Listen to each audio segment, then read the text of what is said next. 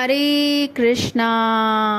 आप सबका हमारे YouTube चैनल पर स्वागत है। आज हम श्रीमद् भगवत गीता के अनमोल श्लोकों का अर्थ और उनसे मिलने वाले जीवन के महत्वपूर्ण सबक पर चर्चा करते हैं।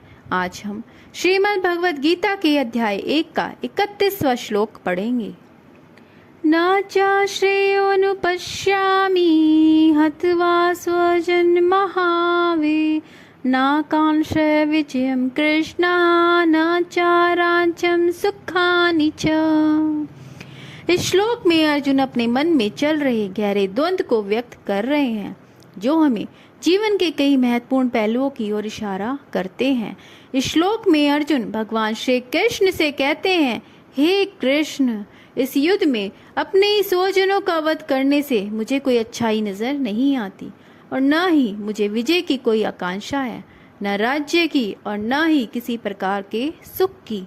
यह श्लोक गीता के उस महत्वपूर्ण क्षण को दर्शाता है जहां अर्जुन अपने कर्तव्य और रिश्तों के बीच फंसे हुए हैं। वे युद्ध के मैदान में खड़े होकर यह सोच रहे हैं कि अपने ही रिश्तेदारों का वध करने से उन्हें कोई सुख नहीं मिलेगा।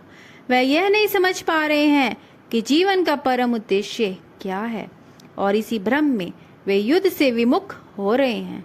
भगवान श्री कृष्ण इस श्लोक के माध्यम से हमें यह बताना चाहते हैं कि यदि हम अपने व्यक्तिगत स्वार्थों के कारण अपने कर्तव्यों से विमुख हो जाते हैं तो हम अपने जीवन के असली उद्देश्य को नहीं पहचान पाते।